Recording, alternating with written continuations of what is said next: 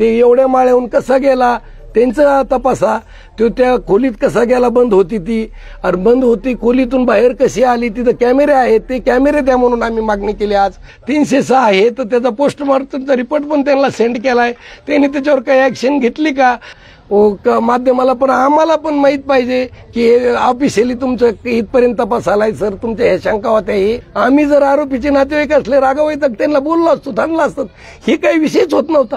त्याच्यामुळं त्या आरोपीला कडक शिक्षा व्हावा, काय तुम्हाला लावता येईल ते करा।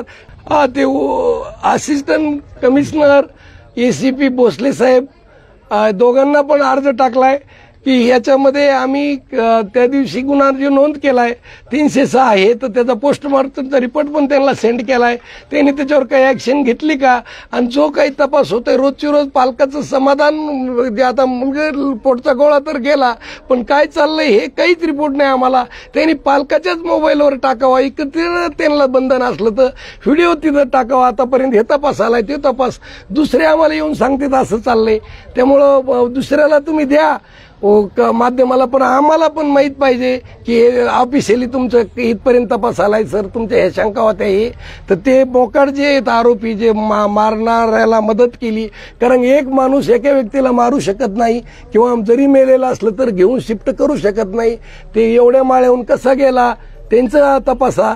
तो त्या खोलीत कसा गेला, बंद होती ती, आणि बंद होती खोलीतून बाहेर कशी आली, तिथं कॅमेरे आहेत, ते कॅमेरे द्या म्हणून आम्ही मागणी केली। आज जिथं राहत होती माझी मुलगी ते, आणि ते त्याचे कॅमेरे तपासून मग ती गाडीत नेली का रिक्षात नेली, ड्रायव्हर होता का कुणी, म्हणजे काहीच नाही, मुंडे साहेबांसारखं डायरेक्ट ट्रॉलीवर।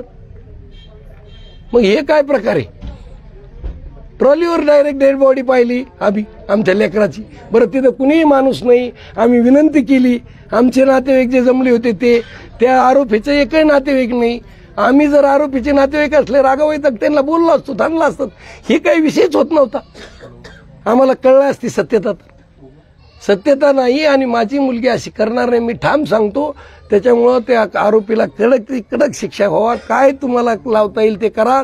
जर माझ्या मुलीला न्याय मिळाला तर बाकी महाराष्ट्रभर देशभर काही असं आपले होणार नाही। महाराष्ट्रातील सर्व बातम्यांचे विश्वासार्ह व्यासपीठ, सकाळच्या सर्व सोशल मीडिया प्लॅटफॉर्मला लाईक, फॉलो आणि सबस्क्राईब करा। तसंच सर्व नोटिफिकेशनसाठी बेल आयकॉन प्रेस करायला विसरू नका।